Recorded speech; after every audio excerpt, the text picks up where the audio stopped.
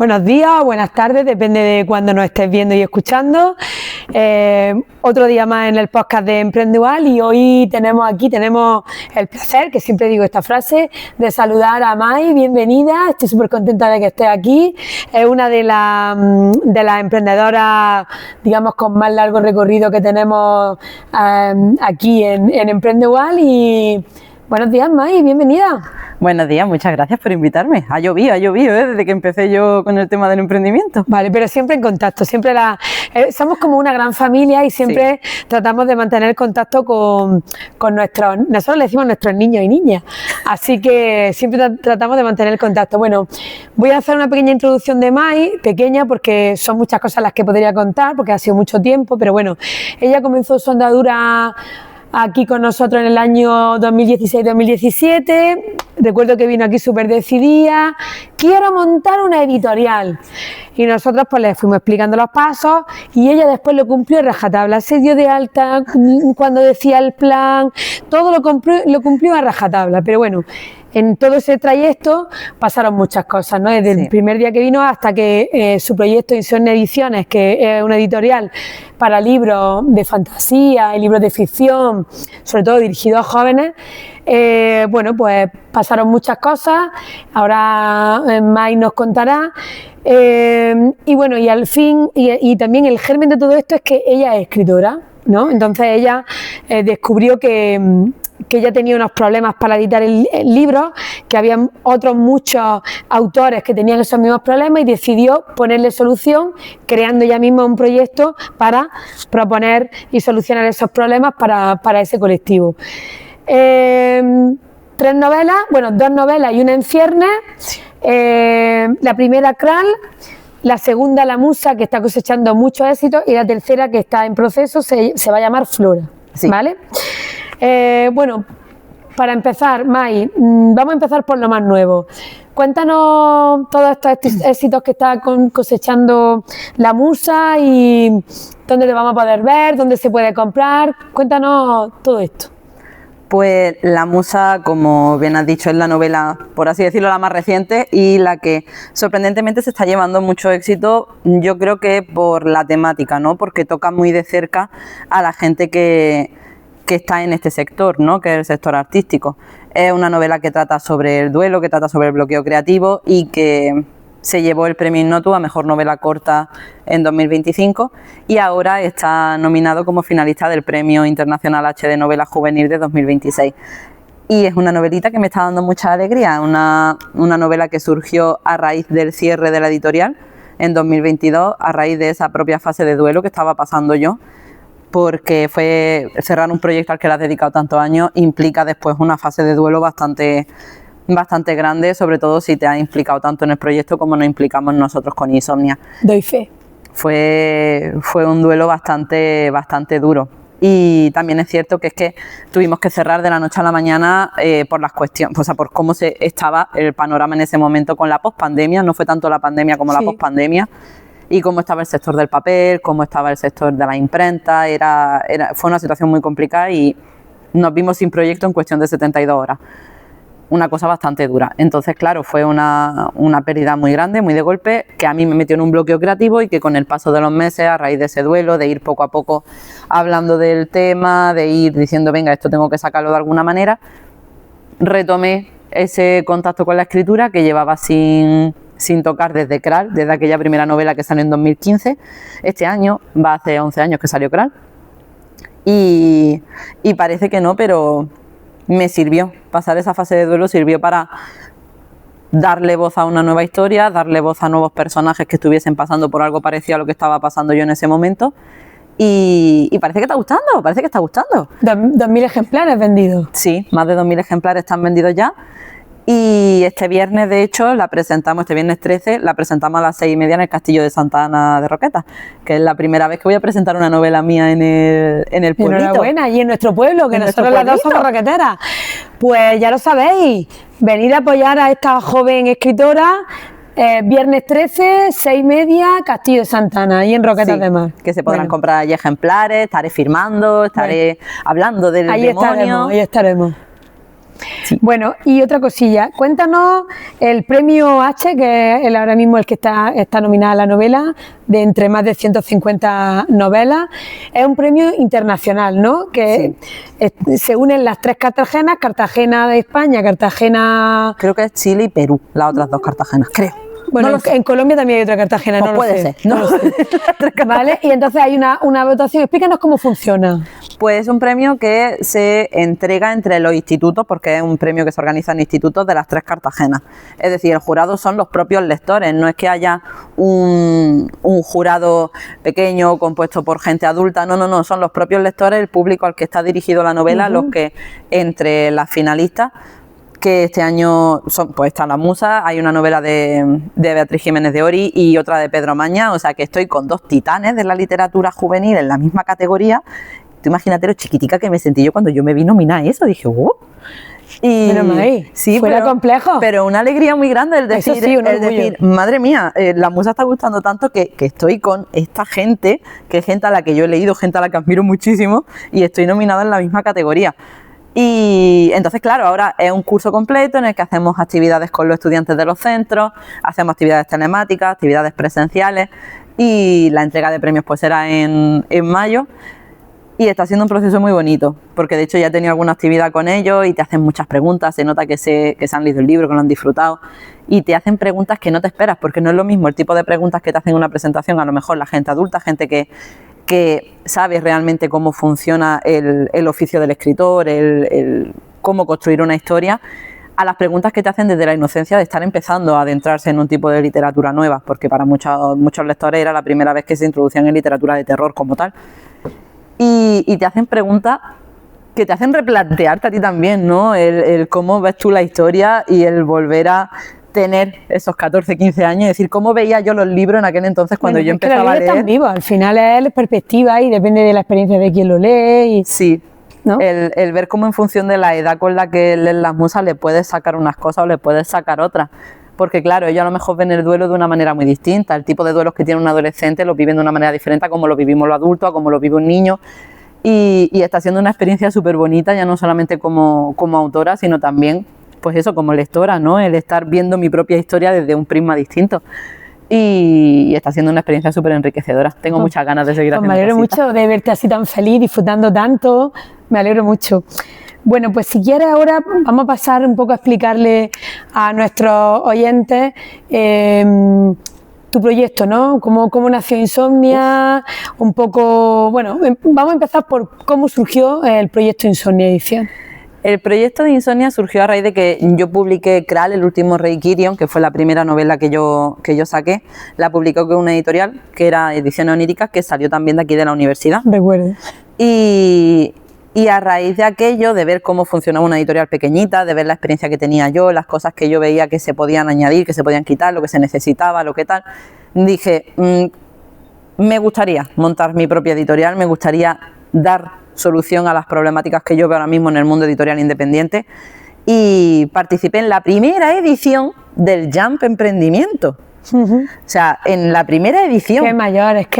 Madre mía, participamos. Y ya va por ahora en 2 semanas empieza la edición número 15. Virgen Santa. Bueno, ahora estamos ya haciendo 2 por año, ¿no? Sí, que sí, no han pasado 15 años, no han pasado. No, 15 no, pero... 6 o 7 sí. 6 o 7 sí, eso te iba a decir. Entonces participamos mi pareja y yo y montamos la editorial porque queríamos montarla distinta, queríamos meterle nuevas tecnologías. Queríamos que 3D, la gente, ¿te acuerdas? Sí, que queríamos que la gente que se metiese dentro del libro y no se me olvida en la vida que estábamos con las mesas alrededor, estaba Carlos Cano dando vueltas alrededor de tal y nos preguntó a Dani y a mí, ¿qué es lo que queréis vosotros con vuestro proyecto? Y le dijimos súper seguros, queremos que la gente se meta en los libros. Y dice, Carlos, eso se llama realidad aumentada. ¿Sabéis lo que es? No. Dice, pues ya tenéis tarea para esta tarde. Y esa misma tarde nos pusimos a estudiar qué era la realidad aumentada. Porque además eran súper aplicadas. Y claro, la primera vez que nos presentamos a la Feria de la Idea, en el año 2017, íbamos con 3 panfletos hechos en Canva de mala manera, que daban bastante vergüencita ajena, las cosas como son. No, la primera no hay vergüenza ahí. Que los veo ahora con cariño, de vez en cuando aparece uno por mi casa perdido y digo, mira qué bonito. Pero claro, cuando ya nos presentamos en 2018 ya teníamos la primera novela publicada, porque era lo que estabas diciendo tú, que pusimos un organigrama, esto se va a hacer en tal, había una calendarización tal. Y ellos además eran súper formales y súper aplicados, vamos, todos los trabajos a tiempo, vamos, hasta el alta en autónomos, que cuando me lo dijiste dije yo, pero te has dado de alta. Pero ¿para qué te das de alta ya? Sí. He ido al CAD y me da de alta. Yo, bueno, ya está. Pero bueno, vamos a ver un poco eso. Bueno, ya hemos hablado aquí en anteriores podcasts de la Feria de la Idea y también en nuestras redes sociales. Es un evento que este año es la 18ª edición, se realiza anualmente. Y el objetivo de la Feria de la Idea es un poco aunar todo el contexto emprendedor de la provincia de Almería. Es el evento más grande a nivel de emprendimiento de la provincia y ahí tenemos todos los actores, todos los organismos que trabajamos en el emprendimiento, pues lo que he dicho antes, el CADE, la Cámara de Comercio, ASEMPAL, las asociaciones de empresarios, un poco todas las organizaciones, y después le damos un espacio a personas que tienen proyectos en cualquier estadio, ¿vale? Ideas, proyectos o empresas con menos de un año de antigüedad. No es una feria de empresas, es una feria de ideas. ¿El objetivo? Pues el objetivo es que ellos puedan mostrar sus ideas, testear su idea, conocer gente, conocer ese ecosistema, crear relaciones entre ellos. Y un poco, para que entréis en contexto, ellos con su proyecto, digo en plural, tanto Dani como Mai, se presentaron a 2 ediciones contiguas, sí, pero el estadio del proyecto cambió significativamente. Entonces, ¿nos puedes contar la experiencia de cómo es con una idea en ciernes, ¿no? Con una idea que está en una fase muy abstracta y muy poco ejecutada, sí, a después ir con una idea, con un proyecto ya? No estabais constituidos todavía, yo creo. Sí, ya estábamos pero recién constituidos. O sea, entonces, un poco la diferencia, cómo sacarle provecho en un estadio o en otro. Cuando vas con un proyecto en una fase muy idea, en una fase muy semillita, la Feria de la Idea lo que te proporciona es feedback. Es una oportunidad perfecta para hablar con muchísima gente y gente que ya lleva mucho tiempo en el mundo del emprendimiento, empresarios que ya tienen una trayectoria y que te pueden decir, mira, pues yo creo que tu proyecto tiene mucho potencial, quizá deberías mirar esto, quizá deberías mirar lo otro. Entonces tú poco a poco vas a ir trabajando en esa idea, ¿no? Para ir desarrollándola, y te da la oportunidad de que cuando te vuelves a presentar, como fue en nuestro caso, es cierto que nosotros hicimos mucho caso de todo el feedback que nos daba todo el mundo. Evidentemente no te quedas con todo, tú tienes que coger, hay que saber ser un poco selectivo y saber qué le sirve a tu proyecto, qué no le sirve. Y equivocarse también. Y equivocarse, no pasa nada por equivocarse. Las piedras están ahí por algo, en algunas te tienes que tropezar para saber cómo redirigir, porque por lo general vas a mejorar a raíz de esa caída. Y ya cuando nos presentamos en 2018, sí, ya teníamos la primera publicación, que era Humo y Escarcha, y esa publicación ya llevaba realidad aumentada en la cubierta. Llevaba el book trailer de la novela, estaba en la cubierta y se podía ver a través de una aplicación. Y todo eso fue un proyecto, fue una sinergia junto con Imaginar Project, que era también otra empresa que estaba aquí en Almería, que los conocimos. Es lo que hablamos del ecosistema emprendedor. Exactamente.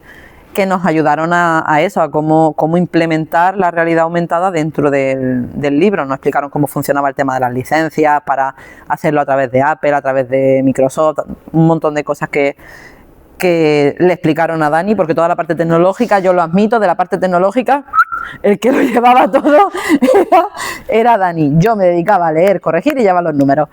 Entonces, sí es verdad que eso, que fue un paso radicalmente diferente. Esa segunda feria ya teníamos algo que enseñarle a la gente, y a la gente le gustó. Nos llevamos, creo que fueron 6 o 7 premios sí, ese año en la Feria de la Idea, que fue una inyección, fue un chute de energía, sí, y una inyección económica también. Sí. O sea, yo me acuerdo que en toda esa gala, con el primer premio yo ya estaba llorando, ya al 7º decía Carlos, deja de llorar, mujer, cuando yo me subía a recoger otro diploma, decía, deja de llorar. Las entregas de premios de la feria siempre son súper emocionantes, porque Carlos siempre llora también, siempre llora Carlos también. Estaba también llorando. O sea que... Estaba ahí angelico.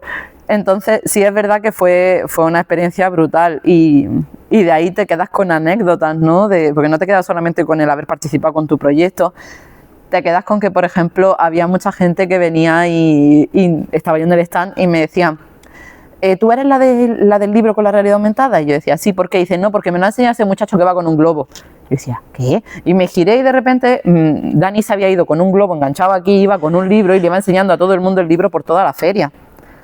A todo el mundo, de todos los estados. Hay muchas cosas que en las ferias se lo decimos cuando hacemos los talleres para que prepare la gente su material, que no hay que gastarse grandes cantidades, sino hay que hacer marketing de guerrilla y ciertas acciones que generen impacto y que tengan relación también con la actividad que tú haces, ¿no?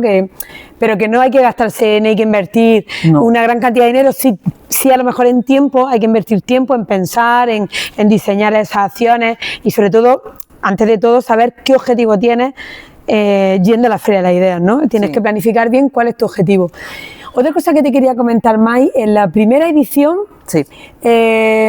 algo que os llevasteis, no llevasteis premios, pero algo que conseguiste en esa, me has dicho el testeo, pero ¿qué, hicisteis alguna actividad para testear? ¿Alguna encuesta? Yo creo que estuve en casi todos los talleres que hubo en esa feria. Nos íbamos turnando Dani y yo para ir a todos los talleres, fuimos al de marketing, fuimos al de cómo funcionaban las constituciones de empresas, qué tipo de empresas había. Si es que yo creo que estuve en todos los talleres y me acuerdo que dabais con el kit del emprendedor, había una libreta y yo gasté la libreta, o sea, gasté la libreta.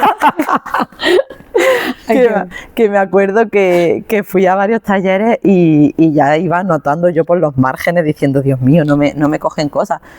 Y no me acuerdo, creo que fue una de las ponentes que era de la Cámara de Comercio, puede ser, pues, me vio escribiendo ya en una esquinilla así. Florentina. Y creo que sí que fue Floren y me dijo, ¿quieres que pida otra libreta? Y le dije, no, todavía puedo aprovechar el papel. Entonces, de todos los talleres saqué cosas, de todas las charlas, ¿Visitabas otro stand también de tus compañeros? Sí, estuve en casi todos porque a mí claro, íbamos nada más que con flyers, ¿no? Entonces, una cosa que a mí siempre me ha llamado mucho la atención a la hora de hacer el marketing es cómo hacer una publicidad física, que yo sé que funciona muy bien, ya no con la gente joven, sino con un público más adulto, ¿no? Un público que está más acostumbrado a que le den toda la información en un papel. Yo quería saber cómo hacer eso, porque claro, yo vengo de una generación en la que ya directamente la mayoría de la publicidad que nos han dado ha sido a través de digital, redes sociales. Entonces yo quería ver cómo hacer bien eso y yo me fui a mi casa con un montón de tacos de distintos folletos para ver cómo estructurar bien un flyer, que era una tontería, pero a nosotros nos llamaba mucho la atención. Nada es una tontería. Sí, pero sí te sirve. ¿Qué dices? Madre de mi vida, de todo lo que podías sacar de esa feria, de lo que más te acuerdas de los flyers, sí, porque era algo que yo iba mirando. Era un objetivo. A fin de cuentas, en una editorial, el trabajo principal, lo que tú vas a presentarle al mundo es un trabajo de maquetación, ¿no? Es una estructura física de un libro que tiene que tener unas proporciones, tal. Me fijé muchísimo también, porque me suena que ese año hubo también un par de autores autopublicados o algo por el estilo, que eran editoriales chiquitillas también, que no me acuerdo cuáles eran. Había un juego de rol. Sí, un juego de rol también. Entonces, claro, yo me iba fijando en cómo maquetaban, como tal. Dani también iba tomando notas de lo que veía, de lo que no veía. Y eso nos sirvió de cara a cuando nosotros nos pusimos a maquetar nuestro primer libro, que de hecho yo me acuerdo que apunté a Dani a un curso de látex, de maquetación en látex, pensando que nos iba a servir para el editorial. Y cuando llegó allá al curso resultó que era maquetación para TFG. Y el profesor que estaba impartiendo el curso le dijo, muchacho, ¿qué hace aquí? Y dice, no, yo vengo a aprender cómo maquetar libros. Ellos tenían mucha ansia de aprender, en todos los cursos se apuntaban. A todo. En todo. A todo. May, has comentado antes que conociste gente, que te dieron feedback empresarios expertos, y yo previamente había dicho que a la Feria de las Ideas no se presentan proyectos que tengan proyectos no, empresas constituidas con más de un año. Y el motivo por lo que se tienen acceso a personas muy experimentadas dentro de la feria es que los organismos que participan con nosotros, tanto públicos como privados, patrocinan o colaboran de alguna manera en la feria y en muchas ocasiones en formato premium. Sí. Entonces se pasan por los stands a ver los proyectos que hay. Y es verdad que es una ocasión pues para conocer gente. Además, de hecho, nosotros sabemos y tenemos evidencia tenemos evidencia de que salen también ofertas de trabajo en la feria, ¿no? Porque hay empresarios que ven perfiles, ven gente que encajarían dentro de proyectos dentro de esas empresas y sabemos que no es que ocurra en un porcentaje súper alto, pero sí que surgen oportunidades laborales también dentro de la feria, ¿no? Sí. Bueno, y ya un poco para ir cerrando el podcast, Mai, si tuvieras que animar a alguien a que se presentara a la Feria de la Idea, ¿qué le dirías? Si tienes una idea, aunque tú creas que es una idea que no tiene, que no tiene futuro, preséntate, no pierdes nada. De hecho, solo vas a ganar. Vas con una idea, por muy vaga que te parezca, llévala, un flyer, una cosita en Canva, lo más básico que tengas, con las 4 ideas principales de lo que tú quieres hacer, y deja que te den feedback, deja que te conozcan, que te vean, porque no sabes si el día de mañana realmente esa idea vaga se puede convertir en un proyecto consolidado y se puede convertir en tu proyecto de futuro, a lo que te vas a dedicar. Porque nosotros, independientemente de que Insomnia haya cerrado, seguimos dentro del mercado editorial. Yo sigo corrigiendo para editoriales.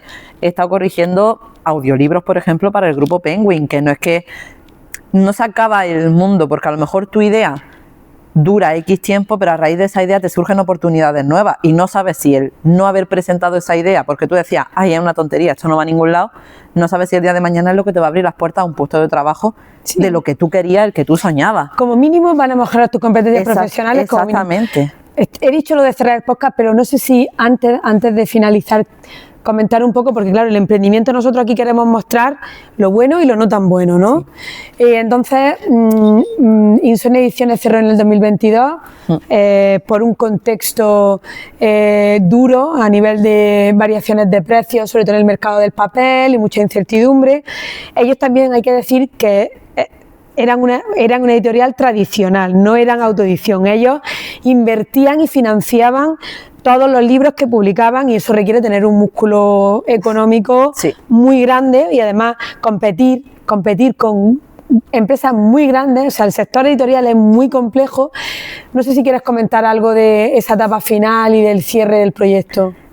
El proyecto, cuando ya estaba en los últimos meses, es verdad que a lo mejor pecamos un poco lo de la muerte por el éxito, ¿no? Que nos iba muy bien. Insomnia iba para arriba, parecía que no tenía límite. Y entonces, claro, cuando tú estás tan seguro de que el proyecto va bien, cuando te pegan un golpetazo como el que vimos nosotros, como el que vivimos, que ese golpe de realidad, de que a raíz de la pospandemia el precio del papel se triplicó, las imprentas iban con unos retrasos, ya no estamos hablando de un par de meses, estamos hablando de semestres completos de retrasos en publicaciones. Y nosotros la suerte que tuvimos fue que, a diferencia de otras editoriales independientes de ese momento, yo empecé a ver que había algo mal en el mes de agosto de 2021. Y yo me acuerdo que lo comentaba con el equipo, es decir, yo estaba preparada para lo que pudiera pasar desde agosto-septiembre de 2021. Lo ves venir, o sea, cuando ya llevas tiempo en un sector en concreto, empiezas a verlo, empiezas a ver las señales. No es que la imprenta dice que van a tardar 2 semanas más. Ya te escamas. Cuando al cabo de esas 2 semanas te dicen, no, con una semanita más. Sí, al final te llega el libro sale, todo lo que tú quieras, ha salido un mes tarde, bueno, no pasa nada, es un mes, tampoco se muere nadie. Venga, vale. Pero ya cuando llegamos al mes de enero de 2022, nosotros estábamos con un proyecto muy grande, que fue un Berkami. Montamos en octubre de 2021, un Berkami en el que sacamos casi 7.000 euros en el Berkami, que fue en cuestión de nada. El Berkami fue una burrada, creo que lo sacamos, no sé si fue en 7 u 8 horas se financió, en 7 u 8 horas fueron casi 6.000 euros lo que se sacaron. Una burrada para un crowdfunding.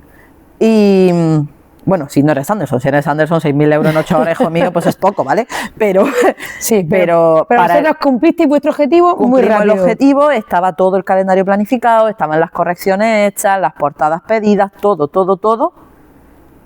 Y los libros empezaron a llegar tarde. No por nosotros, porque todos los archivos estaban mandados. Entonces, claro, el sector editorial es un sector muy difícil porque no lidias solamente con tu propio trabajo, lidias con que esa novela la ha escrito un autor y ese autor tiene una expectativa, ese autor tiene unas prioridades.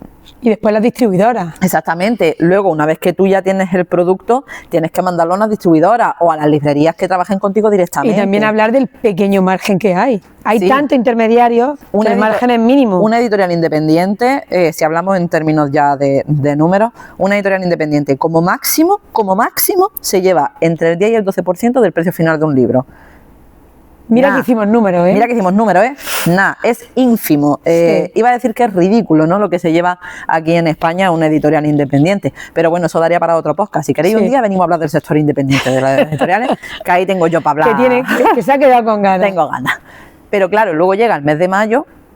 Yo ya en abril le comenté a la imprenta, digo, quiero que me seáis sinceros. ¿Tenéis problemas de abastecimiento de papel? No, no te preocupes, lo normal, una empresa que va a intentar calmar al cliente, no, tranquila, ¿qué tal? Que esto va a salir tal. Yo ya estaba escamada de más y a la semana siguiente teníamos que meter un libro en imprenta y me dijo, no, espérate 3 semanillas. Y ahí ya dije yo, no me gusta cómo va el pescado. Y de la noche a la mañana, cuando fuimos a meter ese libro, pues lo típico, ¿no? Revisas por última vez el escandallo, las plantillas, tal, antes de subirlo. Y de repente un ejemplar que iba a costarnos en producción, un ejemplar, 7,80 € y algo me suena que era, de repente nos costaba 19 € el mismo ejemplar. Sí, fue brutal. Fue brutal, en cuestión de, ya te digo, de haberlo revisado 48 horas antes a revisarlo ya para meter los archivos. Llamas a la imprenta, no es que ha habido un problema, que el precio del papel se ha triplicado porque es que ha caído la producción, es que no hay reservas de papel en toda Europa, hay que traer el papel de China, eso implica unos costes, tal. Pero claro, a nosotros nos estás poniendo un ejemplar a 19 €, ¿a cuánto lo tengo que poner yo? En cuestión de 72 horas, los números de la empresa a tomar viento. Y puede pasar, o sea, puede pasar. Hay grandes caídas de acciones hasta en Wall Street, o sea, no es que sea una cosa que diga... Fue un contexto internacional. Sí, fue una cosa internacional, sí. A nosotros nos pilló de mala manera en un momento muy malo porque teníamos muchas más publicaciones programadas que otras editoriales independientes que en aquel entonces pues tenían un número de publicaciones más modesto, tenían a lo mejor 4 o 5 publicaciones, no como nosotros que ya íbamos a 10 publicaciones al año. Sí, eran ya muchas. Que ya eran muchas publicaciones, eran muchos retrasos y eso de cara a la galería, pues precisamente imagen de seguridad y de fiabilidad pues tampoco le da al cliente. Pero bueno, May, también una victoria es... que salimos para adelante. Sí, pero también una victoria es saber cuándo uno tiene que abandonar el proyecto. Exactamente. Dejarlo ahí. No hay que aferrarse a un cadáver, ¿vale? No. Eso es una cosa que hay que tener en cuenta. O algo que ya te provoque mucho sufrimiento, sí. mucho malestar y entonces pues tú también, vosotros también supisteis que era el momento de dejarlo ahí. Sí. Hicisteis el duelo y de ese duelo salió la musa. Tenemos musa, así que tenemos que quedarnos con esa lectura, sí, ¿no? Sí. Al final, esos años, vamos, ni el mejor MBA que tú te puedas pagar. La mejor experiencia que se puede tener es vivirlo directamente. Aunque también tiene esa parte mala, ¿no? Frustrante de incertidumbre, sí, y bueno, eso va inherente con el emprendimiento. Cuando le tienes tanto cariño a un proyecto, sí es cierto que nosotros, por ejemplo, cerramos en 2022, pero independientemente de que cerráramos, nunca hemos descartado en un futuro si se puede retomar el proyecto. O sea, cuando tú tienes ese gusanito del emprendimiento dentro, ese gusanito no se muere.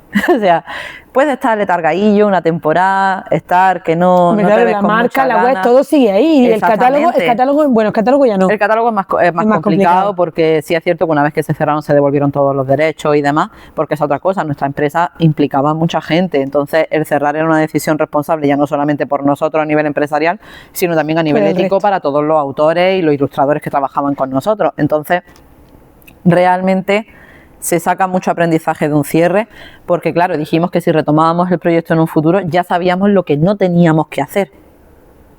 Totalmente. Entonces, si en un futuro decidimos volver a abrir Insomnia, sería con un planteamiento radicalmente diferente a como lo abrimos en su día. También vosotros ya sois personas diferentes, ¿no? Entonces... Exactamente, y hemos vivido más cambios en el sector, estamos viendo cómo van las tendencias ahora, qué tipo de negocios son los que se mueven en el mundo editorial, cómo sigue estando la supremacía de los dos grandes grupos editoriales de aquí de España, pero cómo va variando el cómo funciona la editorial independiente, en el marketing, en las publicaciones, en la manera de presentar el producto a la gente.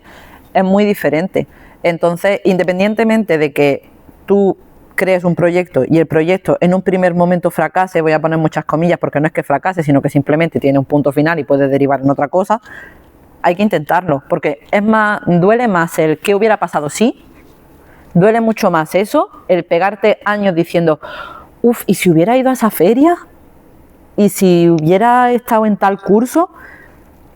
No sé, que sí, que es verdad que son muchos años los que invierten en el proyecto, nosotros invertimos pues eso, casi 6 años en el proyecto, pero lo que hemos aprendido ahí, lo que yo he aprendido personalmente ahí, de trato con el cliente, de en sí la gestión de una empresa por dentro, yo no lo cambio por nada. Yo no lo cambio. Además de, es como eso, ¿no? Las experiencias son todos los amigos que hacemos por el camino, ¿no?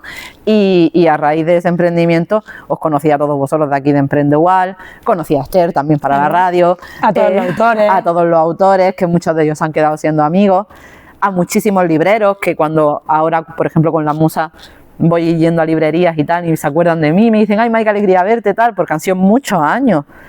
Entonces, y eso es otra que habéis movido muchísimo. Entonces, muchos viajes, claro, muchas presentaciones. Que era muy cómodo para muchas editoriales decir, no, a mí que me muevan los libros la distribuidora, yo estoy en mi casa y Dani y yo nos compramos un Fiat Estilo que ahí ha entrado, vamos, para un evento en concreto, metimos creo que fueron 3 toneladas de libros en el coche. Y nos fuimos con el coche así, en dirección Murcia, diciendo, madre mía, como pillemos una curva malamente, nos vamos todos. Pero era ese sentimiento de decir, si voy a un evento, me voy yo con mis libros. Claro, es que al final, al principio el emprendedor es como un hombre orquesta, ¿no? Es como que haces todo, ¿no? Sí. Es todo, pues eso, es como todo muy mimado, todo muy personalizado. Y bueno, pues esos son los inicios. Después los finales, pues ya cada historia tiene su final, pero al fin lo importante es esta actitud y verlo desde una perspectiva constructiva. Sí. Eso es lo importante. Sí, no hay que quedarse con lo malo. No, o aprender de lo malo, ¿no? Al final desde esa perspectiva. Bueno, pues May, muchísimas gracias por venir. Seguiremos contando contigo para muchas cosas, ya lo sabes. Para lo que haga falta. Y no olvidéis que la presentación de su libro La Musa, el viernes 13, 6:30, sí, en el Castillo, en Roquetas de Mar, ¿vale? Y si no, también lo pueden comprar en librerías, ¿no? Aquí en Almería. Está en todas las librerías de Españita, está, en todas. Bueno, pues muchísimas gracias, May, y hasta la próxima. Hasta luego.